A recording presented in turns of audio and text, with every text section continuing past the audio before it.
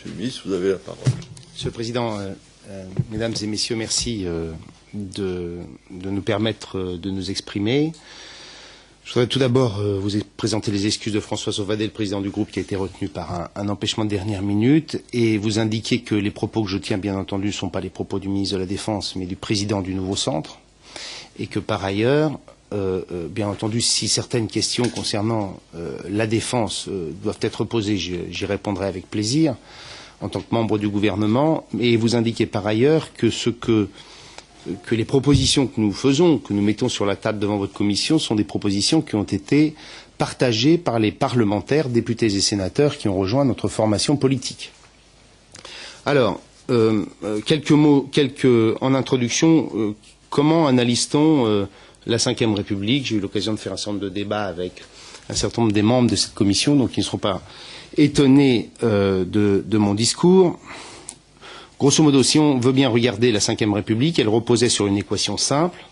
Cette équation simple, c'était, depuis l'élection du président de la République au suffrage universel, une concentration, une confusion des pouvoirs au sein d'un homme, dans les mains d'un homme, qui était le président de la République, mais cette concentration et cette confusion des pouvoirs qui pouvaient donner le sentiment d'un déséquilibre des institutions avait un corollaire qui était la possibilité pour le président de la République de tenir sa légitimité du peuple et donc d'être responsable devant le peuple. Premier élément absolument majeur de la Ve République, c'est que, au moment d'élections intermédiaires, élections législatives ou référendum, le président de la République refondait sa légitimité et donc inscrivait sa légitimité face au peuple. Ça, c'était le premier point. Le second point important, c'est qu'il y a eu deux novations importantes. La première, c'est qu'on a accepté l'idée de la cohabitation, et donc en acceptant l'idée de la cohabitation, on a provoqué une première novation. Cette novation, c'est que le président de la République s'est retrouvé irresponsable pénalement, irresponsable civilement et irresponsable politiquement. Deuxième élément important et deuxième novation, c'est le quinquennat sec.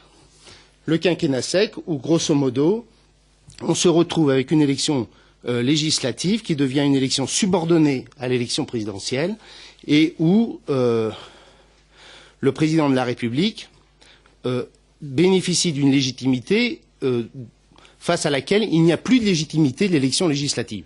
L'élection législative devient une élection seconde, subordonnée à l'élection présidentielle, et donc on a deux novations importantes, celle liée à la cohabitation et celle liée au quinquennat sec.